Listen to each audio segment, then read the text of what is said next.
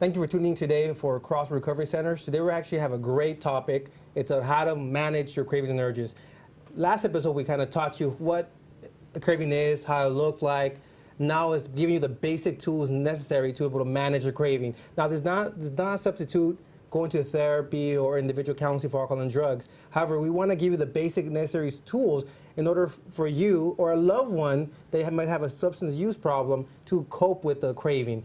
So none of these cravings can be, these actually coping skills can only be used for your alcohol and drug problem or your loved one, but also for any type of other addiction. It could be for food, it could be for sex, it could be gambling. So it has an array of things. Sometimes we go through breakups and we have these obsessive thoughts, we think about the person we love. These techniques could also be helpful for that. So I want to thank you for tuning in today, and I want to also introduce our host today, our co-host and a guest speaker that we actually have is Mr. Rami Murhi. He's a master's family therapist intern and a certified treatment counselor today. He's going to give us his rich information when it comes to how to manage cravings and urges. So thank you very much, Mr. Rami Murhi. Thank you for being here today. How you doing, Edgar? How's everybody else out there doing today? Today we're going to be talking a lot about urges and cravings and how to manage them and how we can deal with them in a side sense of making it feasible for us to handle the cravings and urges in a way to better have our lives more manageable and to experience them through different types of techniques, different distraction techniques, charting, scheduling, different ways to manage them and go through the experience of what it's like to have a craving and urges and how to deal with them. And you bring up a good point. You said learning techniques how to manage these cravings, and it seems from your experience that do people in recovery have difficulty managing these cravings?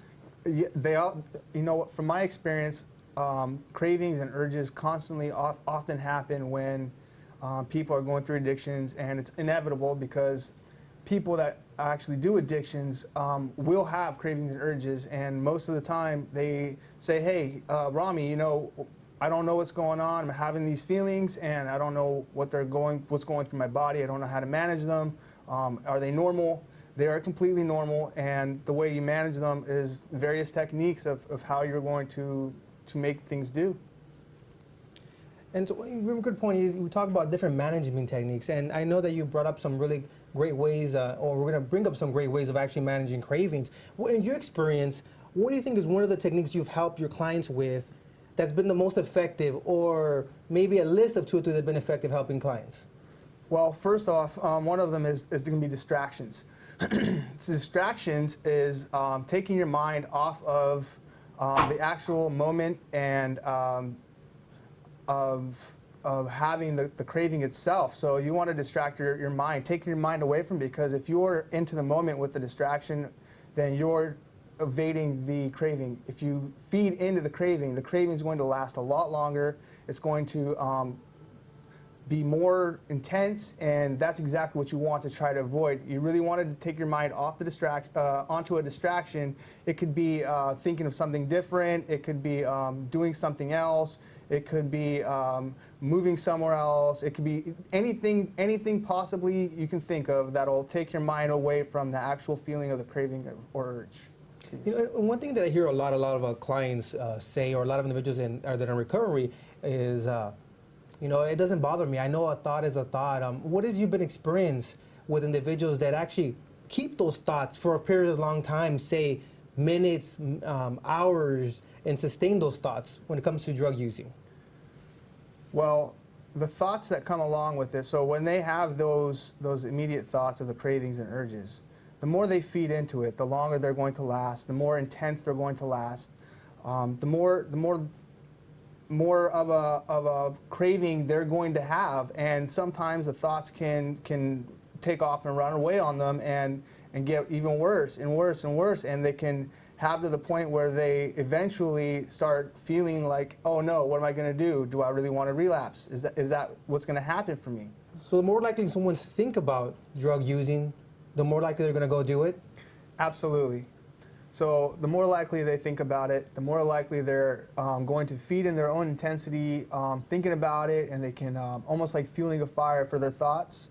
So it's going to get more intense, and what they're doing is they're feeding into their own thoughts to make it more intense. They can make the cravings more intense. They can completely make it almost to the point where they may want to go out and relapse because it's gotten unbearable or there's too much for them to handle.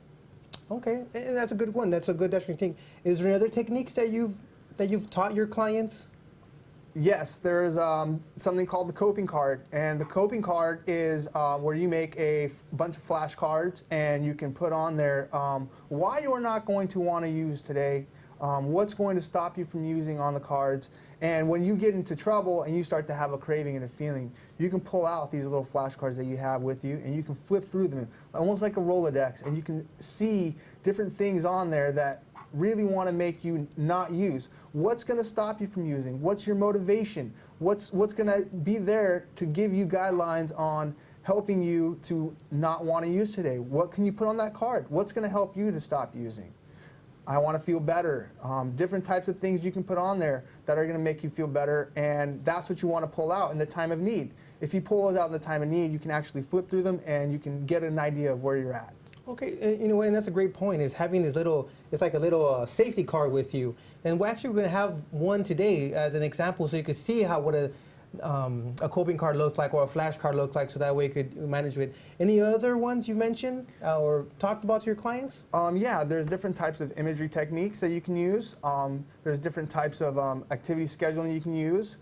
You can also learn to go with the cravings where you sit through it. You can also develop self-talk. And you can also recall old consequences and stuff like that so you can get a reminder of where you're at. These are all valuable techniques to learning how to deal with cravings and urges. So to kind of resume things, and like in the screen it says right at this moment, it says distraction techniques. You talked about coping cards, imagery techniques, activity scheduling, going with the craving, self-talk and decision card or recalling the consequence. And I think it's really important to kind of go over these one-on-one basis just to give everyone the skills necessary, or at least somewhat of an understanding of what this looks like. Because for us that we work in the field, it might be easy for us to say, okay, use these techniques. But I think also walking you through today, so today you're gonna actually have that experience of like you were in a one-on-one session or you're in a group counseling session, and give you the information you need. So I wanna say I'm really excited because we're gonna be giving you a lot of great information today, information you could take forever, can manage many things. So I want to start off with the first one, which is the coping with distraction techniques. So distraction techniques is the goal to get your change of focus of attention from anything that you have. So if you're distracted, you are not going to be focusing on the actual craving and the actual urge themselves. You want to take your mind off of the actual craving and urge, because instantaneously, if you can think of something else, you won't be thinking of that craving and urge, and the urge and craving will either minimize or it'll go away for you. And you bring up a good point, is these distraction techniques, it's sometimes even our backboard. You could be in a meeting and start talking about drug using, you actually have a craving, talking to your family members about it. Maybe even watching this show, listening to this stuff, and watching our background might cause you some cravings. So we're gonna switch it right now and change the background for you. So one of the goals, like you mentioned, was to get to change your focus attention from your head to outside of yourself, correct? Mm-hmm. That's correct. Yeah, it's exactly right. To get out of your mind and to do something different so that your mind is not focused on the urge and craving itself. The distraction is to take your mind off of it so that you're not thinking about it. Because if you're not thinking about it, it may not be so bad, or it will go away. Mm-hmm. And that's a good point, is that if you try to think about it, what's been the experience when people try to think about it or not think about it? Well, from my experience, when people actually think about it, they actually make it worse. They will almost have an obsession about it, or constantly think about it, And when the obsession becomes worse and worse and worse and worse, it's almost like fueling a fire or putting gasoline on matches. It goes higher and higher and higher. So if there's a distraction, then they will not have that opportunity for it to be fueled, so to speak, and it will be minimized, or it'll go away, because if you're not feeling it, it'll dissipate.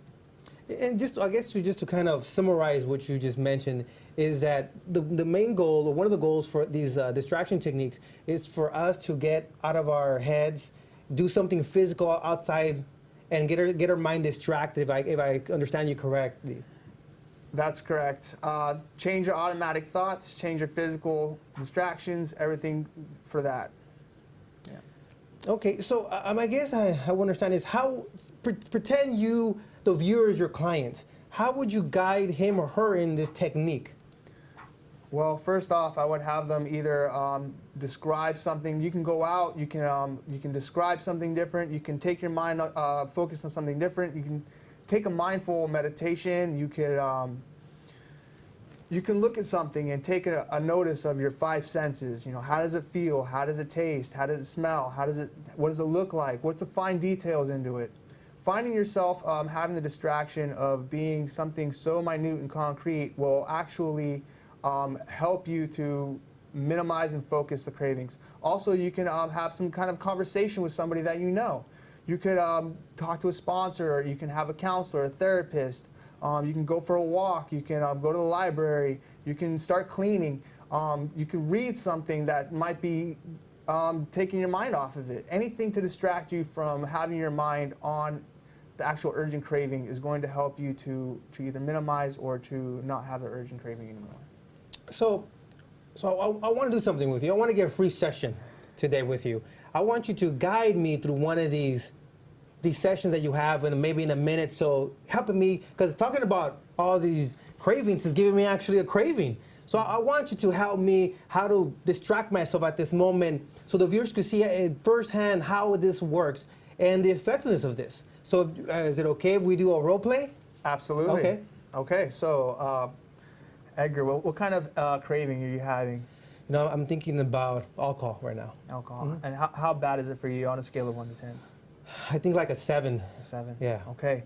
So the thoughts that are going through your mind, what are they right now? You know, I'm thinking. I'm thinking of man, a cold drink would be good right now, and I'm actually picturing myself. I always notice I'm salivating a little bit. Okay. Yeah. So instead of so one of the things you could do is you could take the picture of the cold drink in your mind, and you can just focus right over there at the wall, and you can tell me what it says maybe on that picture over there, and read it to me. It says 226 on there. Okay. Okay. Can you read the date on the bottom? You know what? I can't. I'm not wearing my glasses today, but I really can't say. Oh yeah, say something Sanson, something season, something like that. Okay. Now, in that 30 seconds that you were actually reading, were you thinking about the beer? No, my salivation went away. I wasn't even thinking about that. I was more like, damn. I was thinking more. I should have brought my glasses today. So yeah, so that's kind of interesting. It all went away, and it could be easy as that. So thank you for that, and that's a great distraction technique, is being around an environment. So what you're saying is, and I actually experiencing this myself right now, is I forgot about the topic of alcohol for that particular 30 seconds when I was trying to focus what time and what the actually message said. So thank you. I see how helpful that would be. Absolutely, yeah. So another thing is you could mention is, can you recite poems? Can you play video games? Are these all distraction techniques? These are all distraction techniques. Reciting, reading, video games, puzzles. You can play Sudoku, Literati, Scrabble, anything to take your mind off it. Any type of board game, anything to keep you physically hands busy, keeping your mind interested, puzzles, crossword puzzles, anything that will help you in that sort of aspect to play games or to keep your mind fresh or your mind running. Now, you specifically want something that's going to engage your mind so that the distraction is there and that you're not going to be thinking about the addiction itself or the urge or cravings. So you have it, people. We have one great technique that we just covered with you, which is distraction technique. It seems like a practical approach. How come I've used this before? But one thing that I think that I heard you say was make sure you engage in activity that actually keeps your mind occupied, that is interesting for you. Not just whatever technique or whatever distraction, but something that keeps your mind occupied. Is that correct? Yes, it's something that's going to involve your mind, something that's going to have your mind running, because your mind is what's going to be fueling the cravings and urge for your feelings. So if you can take your mind off of the craving and urge and put it onto something else with the distraction, and have your mind going used somewhere else, it will help you minimize or get rid of the craving and urge. And one last thing I would like to add is I noticed that from last week, what you or we did was you actually asked me to what was my words I would tell myself, the level of intensity. So that's also really important to understand what you're going through and then give yourself that distraction. Does it matter the severity of the craving versus the distraction you're going to do? Well, if you measure, which we encourage everybody to measure the severity of all of the cravings and urges. You can measure the time and everything else to go along with it.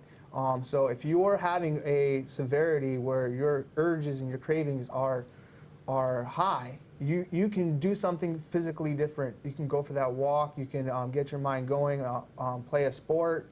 You could do something more intense for your mind. But if you're having something not as bad for a craving and urge, you can also do crossword puzzles. Any type of distraction is going to be beneficial for you. Some type of distractions may be better than others depending on how bad your craving and urge is, but that's something that you're going to need to judge and use your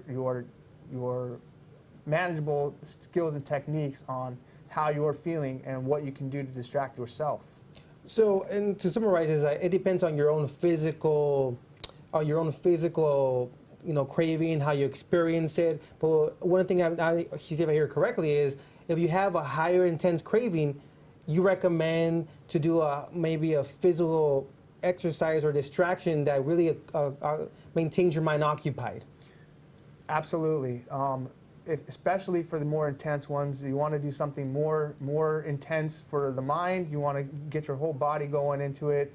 You really want to take something higher than just something mental for a little distraction, but you want to have mental, physical, more along the lines for the high intensity cravings and urges to help you distract them and change your mind and stuff.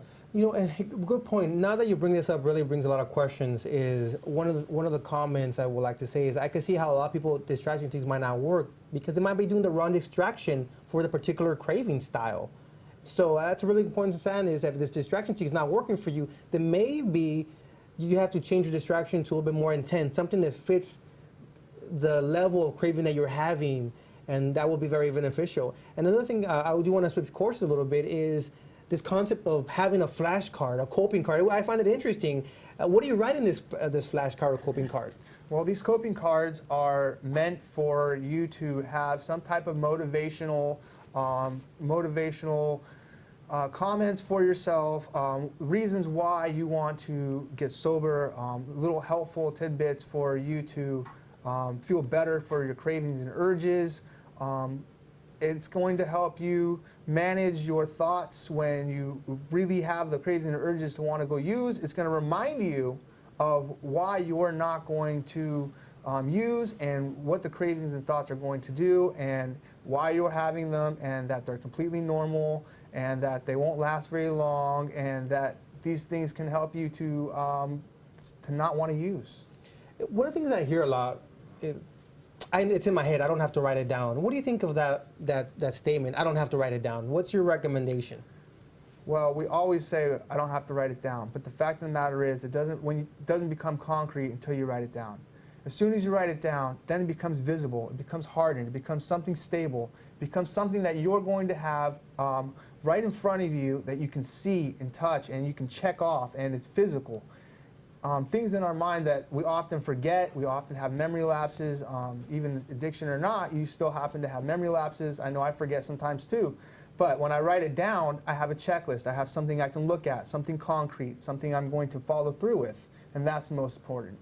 And thank you for actually bringing a sample of a flashcard. If you look on the board on the TV screen, it's actually going to show you a sample of this flashcard. And this flashcard actually has a full few statements. And it seems like as I'm reading through this, I feel more sane when I don't use. Things are going to be great with my wife, keep it that way. I have respect of my parents and friends, keep it that way. My girlfriend loves me, clean and sober, keep it that way. Get out of the situation now. It seems like these are positive in nature. You're looking at what you could potentially use. Is there a wrong way or a better way to write these flashcards, in your opinion? Well, in my opinion, these things are positive affirmations for yourself, and these are things that are going to help you.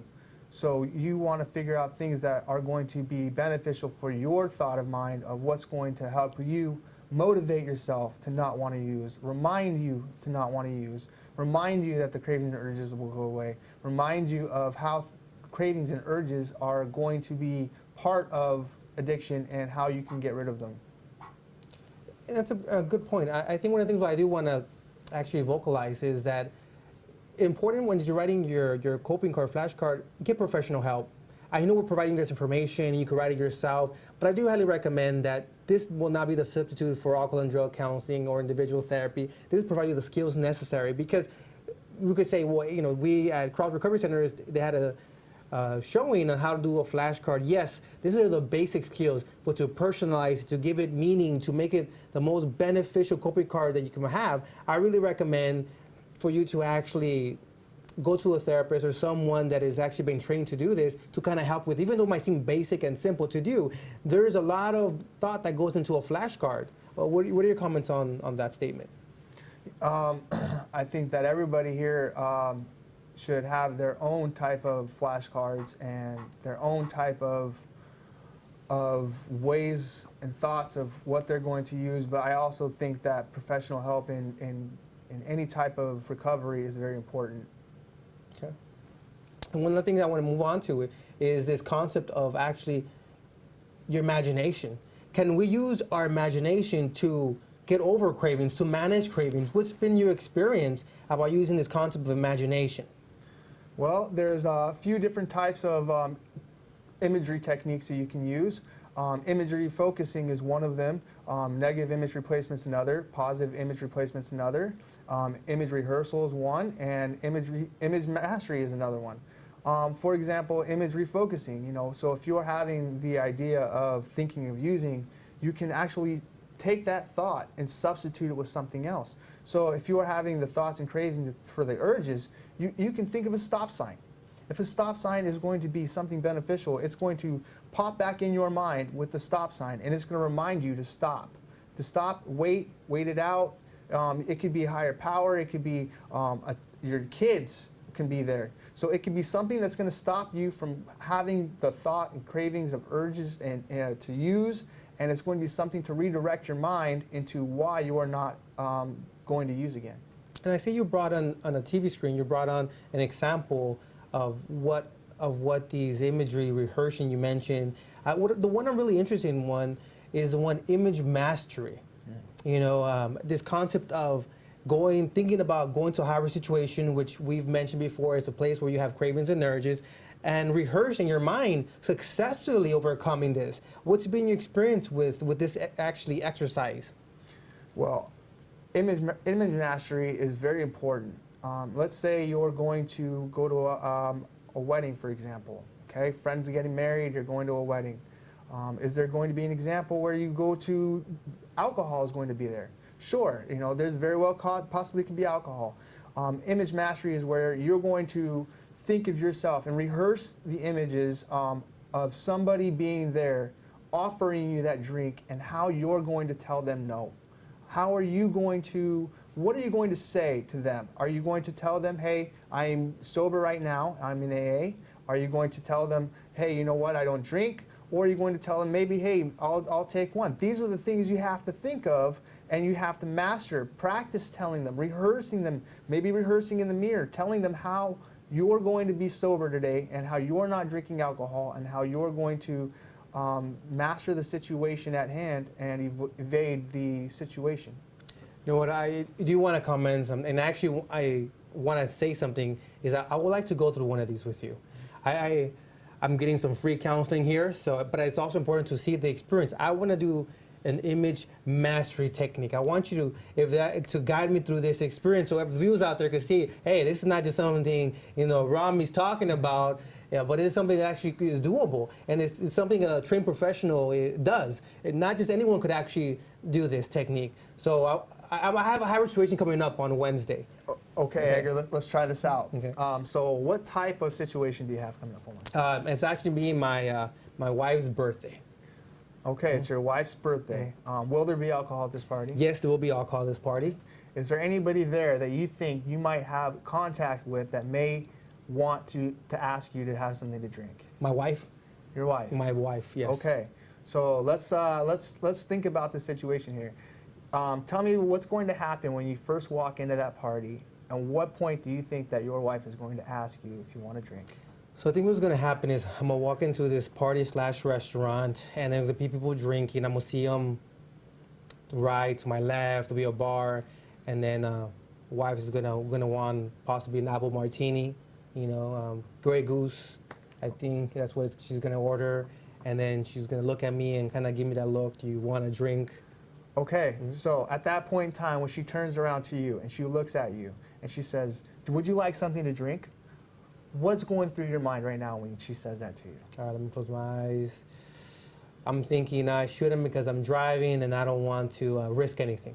Okay, so she's going to tell you, "Why don't you want to drink?" And what would you tell her? I'm gonna tell her I'm driving today. You're driving today. Okay, is that going to help? Is she going to buy that from you? She's probably gonna say, "Oh, we could get Uber." Okay, we can get Uber. Yes. Okay, so that would be something that's not going to work. So this is why the mastery technique has to come in. You want to picture what's happening. Okay, and I'm then picturing it. Picturing it, okay? And now we want to find something that's going to work for you. Let's say your wife says, "Okay, we're going to get Uber. It's okay, honey, you don't have to drink." So would you like a Grey Goose? No. Okay, so why don't you want to drink with me? I'm drinking, why don't you want to drink? I could probably tell her, you know what, I feel good when I don't drink. I enjoy myself and I like to remember, I feel good. Okay, so that would be something that you can say to her if you think that it's going to be socially acceptable for you and for her, so that you feel comfortable with yourself and being in that situation. That's where the mastering comes in. If that's something that you feel is going to help you to get through a party with people asking you whether you drink or not, then that's something you want to do. You want to master the situation of somebody coming up to you and asking you, "Do you want to drink?" This is something that has to be done. You have to master the situation before it happens, so that way, when it does happen, you will be ready to answer and ready to be prepared to let them know why you're not drinking, and you can stay safe and sober. Yeah, and it's really important because now that I think about it, I have a prevention plan. I have an ability to manage recurrent urges, say no, I expect the Uber respond or something of that nature. So yeah, it's definitely helps me actually feel a little bit more confident about the situation and help understand how I'm going to manage this. So thank you for that. Definitely helpful with that. The next one we have is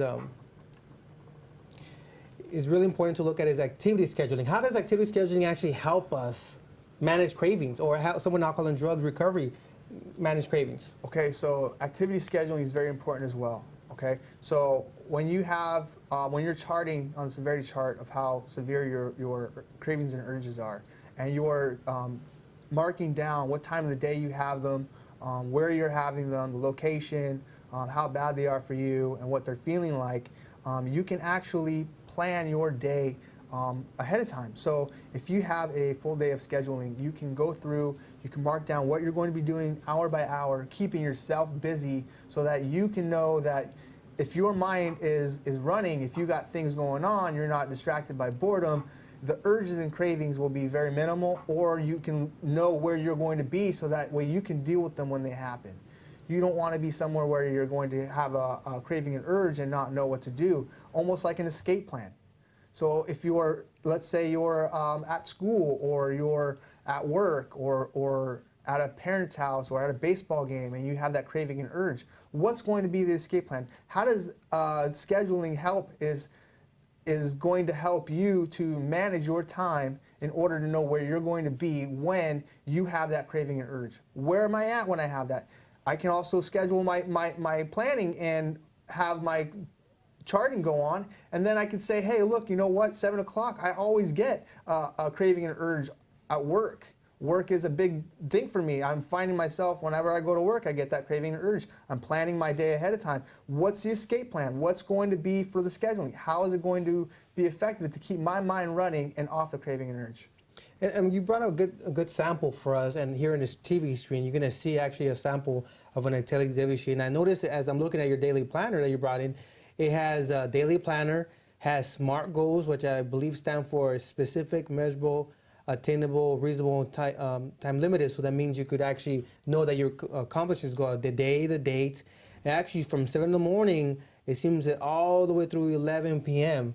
And you actually have a daily plan of recovery goals. So things you're going to do for your recovery that day, and also household or personal objectives you're going to do throughout that day and notes. And it seems like if you schedule this, you'll be able to reach your goals. So this is what you're talking about, is kind of scheduling yourself either like this or like some form of scheduling. It's some form of scheduling, and it also makes it beneficial too, because if you have a constant schedule, let's say you're going to work every day and then you get a day off, and then you have a time of absence where you don't have anything there. You can go through and fill that hourly schedule or fill your day up with some stuff to keep you busy, whether it be house chores, running errands, visiting people, anything that comes along with your mind to fill in the blanks and to keep your mind running and yourself busy, because that's one thing that you really need to do to avoid craving and urges. And one thing was, we've been talking about avoiding cravings and urges, but now this is the different concept you're throwing to us, which is going with the craving. And so tell us a bit more about what going with the craving means. I heard it saying urge surfing or craving surfing, but something of that nature. Tell us a bit more about that.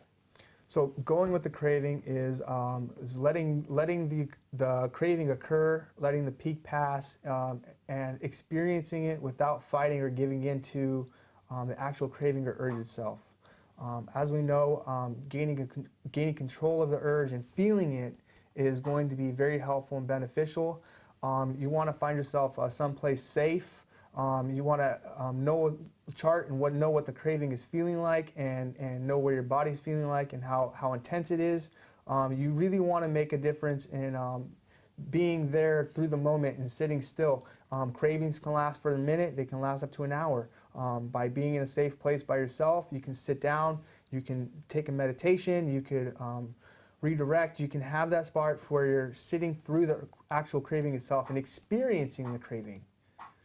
Experiencing the craving is not a dangerous thing. It is something to feel what is happening to you, to get the experience of what is happening to you, and to actually sit through it.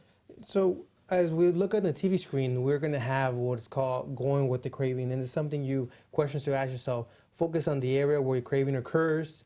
What is the feeling? Where is it? How strong it is? Where else does it occur? So you've guided me through this distraction technique. Once again, I'm going to ask you another question, getting some more free for counseling tidbits here. Can you please help me serve my craving?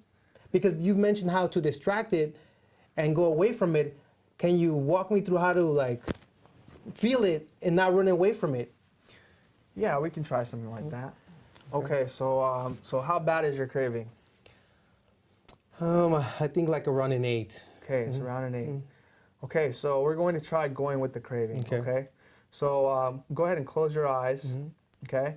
And think about where the craving is. Okay. I feel it in my mouth, like right here, and in my stomach. Okay. Now, focus in your mind about how the craving is feeling in your mind, how it is feeling in your mouth, how it is feeling in your stomach. How intense do you feel? Do you feel it spreading around your body?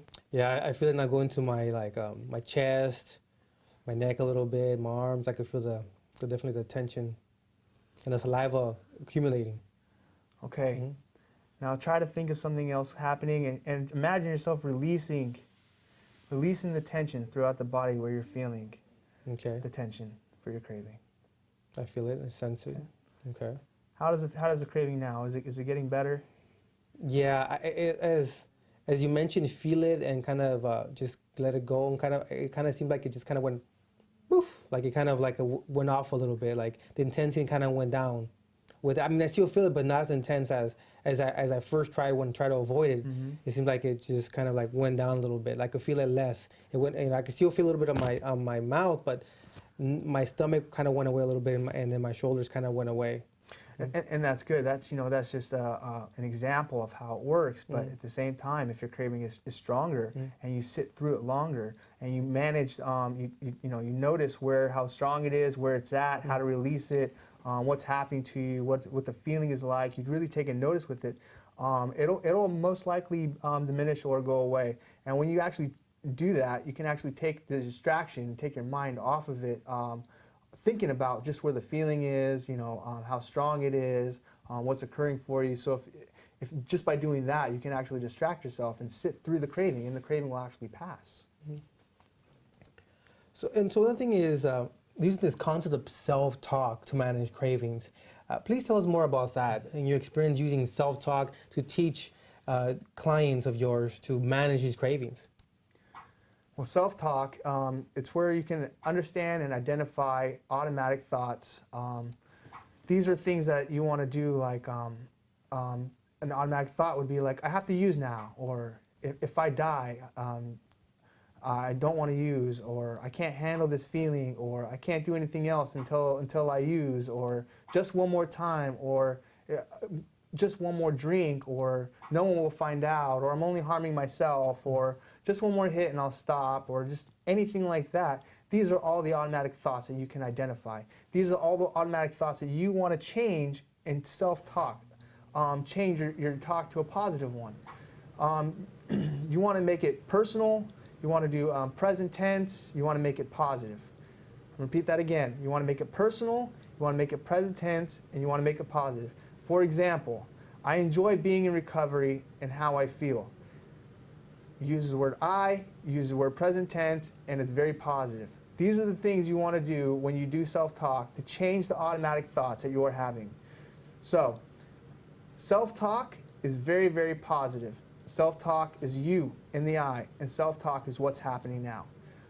Changing the automatic thoughts with self-talk is going to help you change the way you feel about yourself, change the way you feel about your recovery, and let you know why you are not using and why these things are happening and what you can do to stop.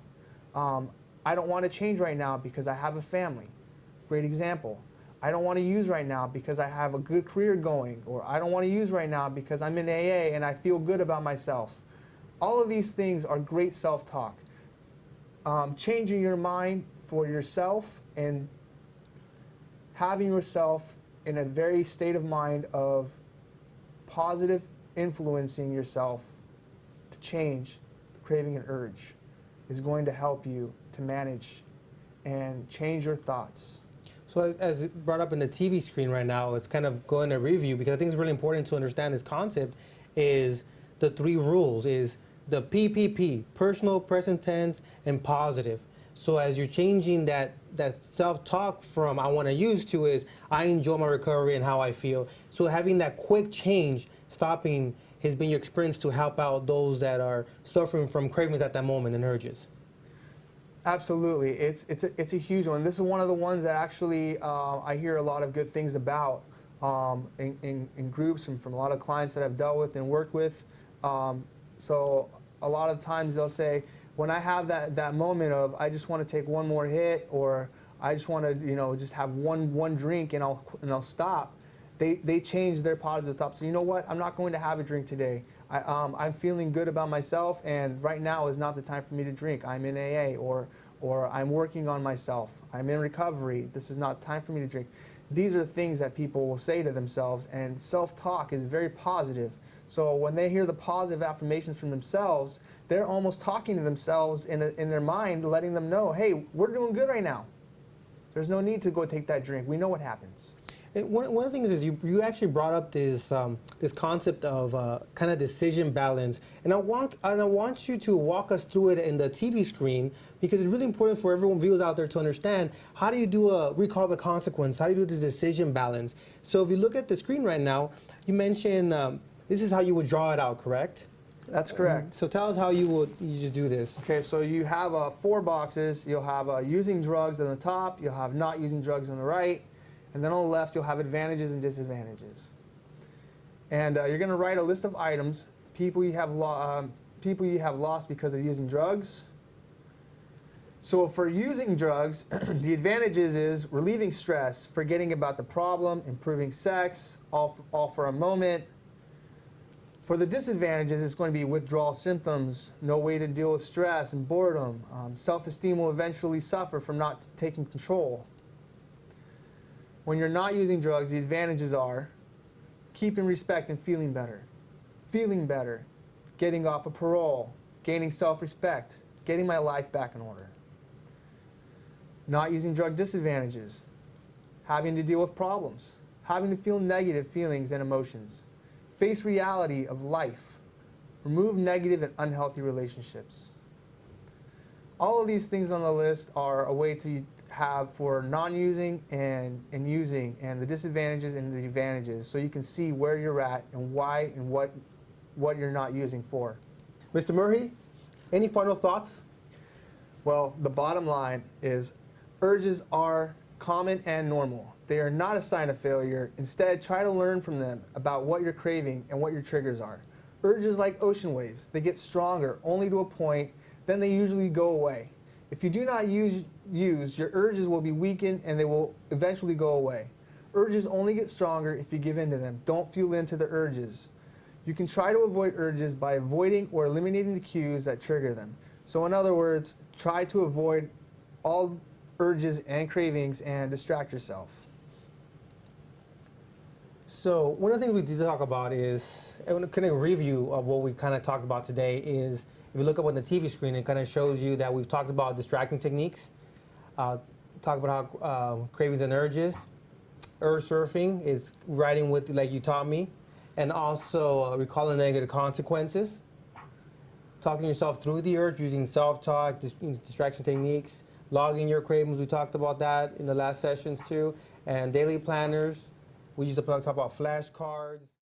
I want to thank all the viewers out there for watching us today, taking the time to listen to us, and also tuning in and making sure that you know more information, how to help your loved ones, someone else. And once again, as I mentioned, these techniques could also be used for more than just alcohol and drugs. It actually could be used to deal with any type of craving or urge that you're having, for food, for sex, even for anger. You could use these coping techniques for that. So of course, they have to be a little bit more personalized. But I do want to thank Mr. Rami Murray today for providing us with all this wealth of information, knowledge, and thank you for doing a little bit of individual counseling with me. I really appreciate it. I feel more confident today for the upcoming high-risk situation. Absolutely, I agree. It was an honor to be here and an honor to come out here and have an educational spot with everyone out there and all the friends and families out there. And I just want to make sure everybody knows that you can use these techniques for everything, and I hope you take everything you've learned from what's happened here today and what we talked about, and I hope you can apply them for yourself and to take the knowledge home that's very valuable for you, and how you can get better in your recovery. So I want everyone to know out there that if you have a loved one or yourself or someone from an addiction, please contact Crossroads Recovery Centers or any local provider in your area. You could actually look at us up online, look at our programs. We do detox, we do residential, outpatient services. Visit us at www.crossroadsrecoverycenters.com. You could also call us at 877-293-0722. Either us or someone else, we just recommend that you get the help that you need and you deserve. Thank you very much, and God bless.